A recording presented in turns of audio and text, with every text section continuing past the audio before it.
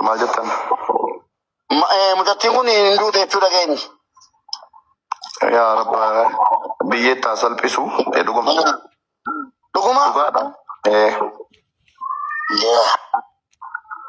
Akkuma jettee nagaatti jettee viidiyoo jettee of rarraafte moo wanti beekame jira? Akka ijoolleen deemanii adda baasanitti du'uun si mirkanaa'eera. Maaliin akka duute maaliif akka duute hin beekamu. Garuu akka of balleessitedha kan dubbatamaa jiru.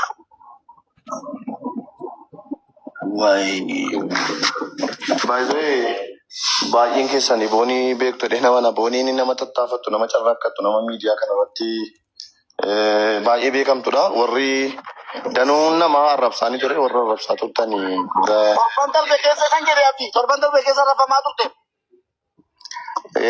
Warra arrabsaa turtan isiniif ballateera. Jireenya mataasii nama jiraattu turte mucaan kuni. Nama waan kana itti himattu dhabde nama waan kana sii dhaga'u dhabde malee mucaan kun daqiiqaa lama itti obsiteetti ta'eeti lubbuun siin darbu sana manaanii daqiiqaa lama qofa daqiiqaa lamatu itti obsitee lubbuun siin darbu jedhee sana mana baay'ee nama gaddisiisa. Sababni du'a siigaa beebii boodarra gaa waan ba'utu jira jennee eegna. Wanni tilmaamnu jira amma dubbachuun hin barbaachisu. Wanni tilmaamamu jiraachuu danda'a garuu isheen hin jirtu amma. Obboleewwan keenya shamarranii.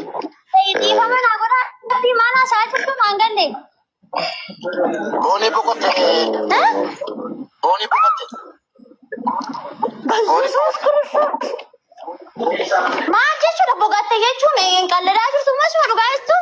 Dhugaadha beektuu tasgabbaa'ee habibi. Boqotte hin duute moo hin dhukkubsatte maalati ani dhugaa rabbi booniin gaaddanyaati yaa mubaarik oo dandeessina asirra maal jedhama yuun na hubachiisu yaadi maal dhuguma? Hin duute. Biifoo. Dhuguma nugee atinatti mibannaati biyya keessa jirta nugee dhuguma boqotte? Dhuguma amma achi deemaatii jirra mee daqiiqaa muraasan booda achi malee dubbiin dhugumadha garuu. Obboleewwan keenya waan isin itti himnu shamarranii waawee harkatti qabattanii waawee ilaaltanii dhabuun barbaaddanu yeroo danuu waan xixiqqoodhaaf lubbuu keessan balleessitu. Obboleettiin keenya kuni nama waan akkanatti lubbuu ishii balleessitu jedhee sakandii tokkoof hin tilmaamanii maaliif badaa jabduu turte. Maal jettan? Mucattiin kun hin duute jechuudha keenya. Yaa rabba biyyeettaa salphisu dhuguma. Dhuguma? Dhugaadha. Akkuma jettee nagaatti jettee viidiyoo jettee of rarraafte moo wanti beekame jira? Akka ijoolleen deemanii adda baasanitti du'uun si mirkanaa'eera. Maaliin akka duute maaliif akka duute hin beekamu. Garuu akka of balleessitedha kan dubbatamaa jiru.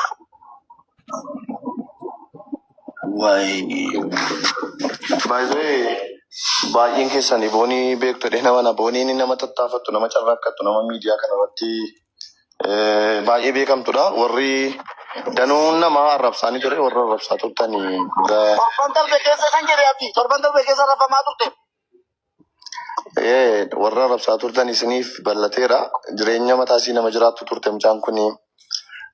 Nama waan kana itti himattu dhabde nama waan kana sii dhaga'u dhabde malee mucaan kun daqiiqaa lama itti obsiteetti ta'eeti lubbuun siin darbu sana manaanii daqiiqaa lama qofa daqiiqaa lamatu itti obsitee lubbuun siin darbu jedhee sana mana baay'ee nama gaddisiisa. Sababni du'a siigaa beebii boodarra gaa waan ba'utu jira jennee eegna. Wanni tilmaamnu jira amma dubbachuun hin barbaachisu. Wanni tilmaamamu jiraachuu danda'a garuu isheen hin jirtu amma. Obboleewwan keenya shamarranii.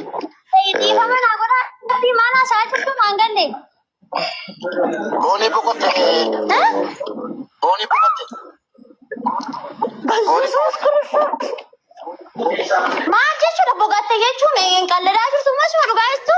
Dhugaadha beektuu tasgabbaa'ee habibi. Boqotte hin duute moo hin dhukkubsatte maalati ani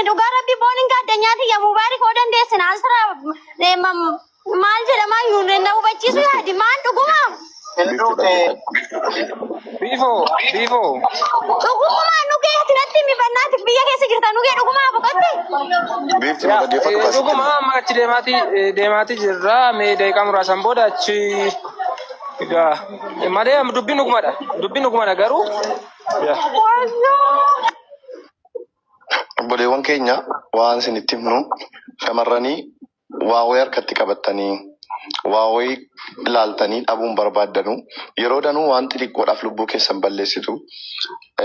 Obboleettiin keenya kuni nama waan akkanatti lubbuu ishii balleessitu jedhee sakandii tokkoof hin tilmaamu. Ani maaliif badaa jabduu turte. Maal jettan? Mucattiin kun hin duute jechuudha keenya. Yaa rabba biyyeettaa salphisu dhuguma. Dhuguma? Dhugaadha. Akkuma jettee nagaatti jettee viidiyoo jettee of rarraafte moo wanti beekame jira? Akka ijoolleen deemanii adda baasanitti du'uun si mirkanaa'eera. Maaliin akka duute maaliif akka duute hin beekamu. Ishii. Garuu akka of balleessitedha kan dubbatamaa jiru.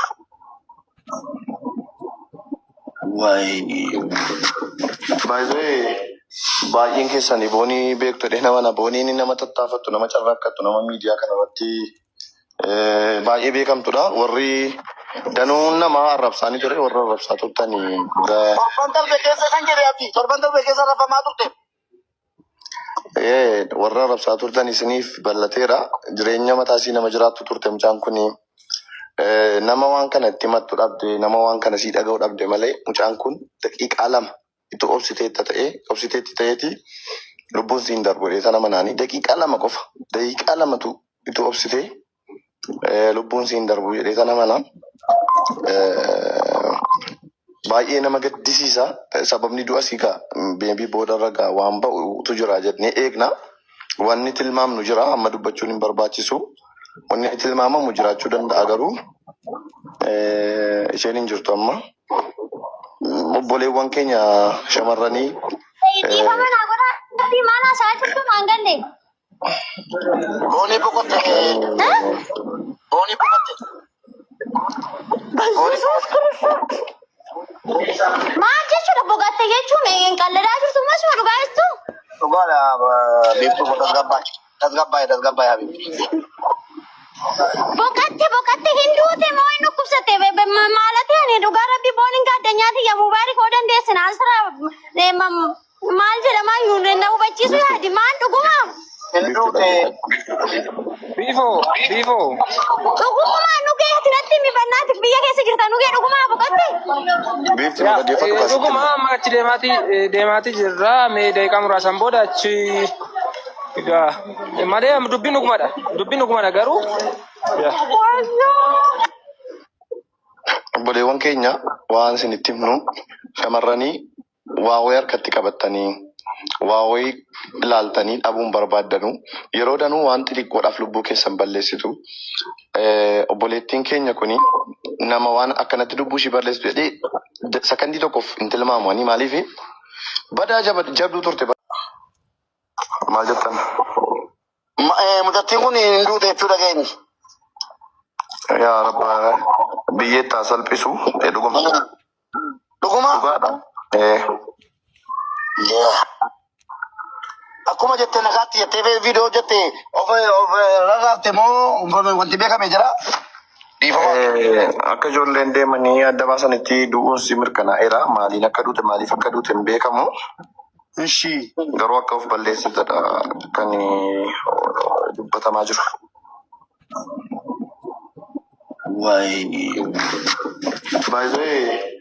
Baay'een keessanii boonii beektodhe nama booniin nama tattaafattu nama carraaqqattu nama miidiyaa kanarratti baay'ee beekamtudha. Warri danuun nama arrabsaanii ture warra arrabsaa turtanii. Torban darbe keessa san jedhee abdii torban darbe keessa rafamaa turte. Warra arrabsaa turtan isiniif bal'ateera. Jireenya mataa isii nama jiraattu turte mucaan kuni. Nama waan kana itti himattu dhabde nama waan kana sii dhaga'u dhabde malee mucaan kun daqiiqaa lama itti obsiteetti ta'eeti lubbuun siin darbu sana manaanii daqiiqaa lama qofa daqiiqaa lamatu itti obsitee lubbuun siin darbu jedhee sana mana baay'ee nama gaddisiisa. Sababni du'a siigaa beebii boodarra gaa waan ba'utu jira jennee eegna. Wanni tilmaamnu jira amma dubbachuun hin barbaachisu. Wanni tilmaamamu jiraachuu danda'a garuu isheen hin jirtu amma. Obboleewwan keenya shamarranii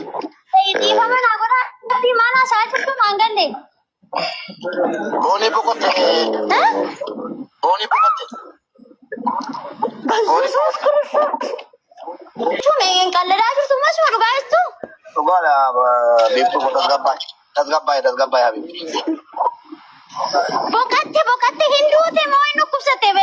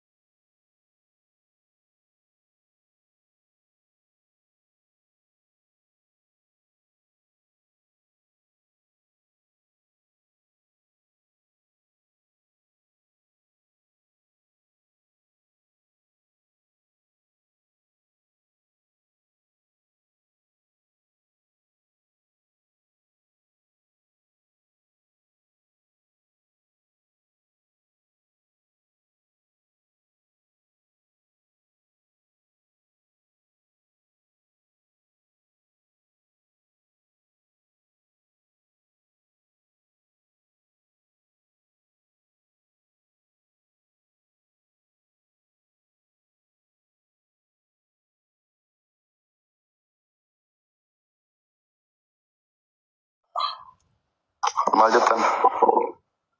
Mucattiin kun hin duute jechuudha keenya. Yaa rabba biyyeettaa salphisu dhuguma.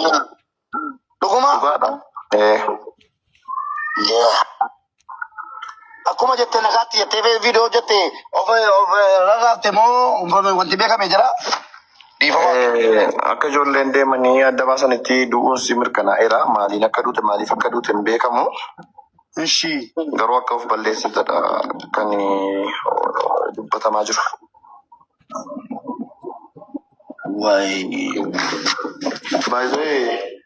Baay'een keessanii boonii beektodhe nama booniin nama tattaafattu nama carraaqqattu nama miidiyaa kanarratti baay'ee beekamtudha. Warri danuun nama arrabsaanii ture warra arrabsaa turtanii. Torban darbe keessa kan jedhe abdii torban darbe keessa arrabamaa turte. Warra arrabsaa turtan isiniif ballateera. Jireenya mataasii nama jiraattu turte mucaan kuni. Nama waan kana itti himattu dhabde nama waan kana sii dhaga'u dhabde malee mucaan kun daqiiqaa lama itti obsiteetti ta'eeti lubbuun siin darbu sana manaanii daqiiqaa lama qofa daqiiqaa lamatu itti obsitee lubbuun siin darbu jedhee sana mana baay'ee nama gaddisiisa. Sababni du'a siigaa beebii boodarra gaa waan ba'utu jira jennee eegna. Wanni tilmaamnu jira amma dubbachuun hin barbaachisu. Wanni tilmaamamu jiraachuu danda'a garuu isheen hin jirtu amma. Obboleewwan keenya shamarranii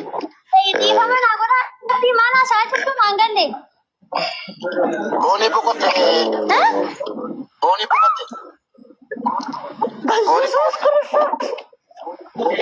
maal jechuudha boqotte jechuun qalleedhaa jirtu masuma dhugaa jirtu. Dhugaadha biiftuu tasgabbaa'e habibi. Boqotte hinduute moo hin dhukkubsatte maalati ani dhugaa rabbi booniin gaaddanyaati yaa mubaarik oo dandeessin asira maal jedhama yuun na hubachiisu yaadi maal dhuguma. Bifo. Dhuguma nugee asirratti mibannaati biyya keessa jirta nugee dhuguma boqotte. biiftuu dhaggeeffatu kaasii. Dhuguma amma achi deemaatii jirra. Mee daqiiqaa muraasan booda achi malee dubbiin dhugumadha garuu.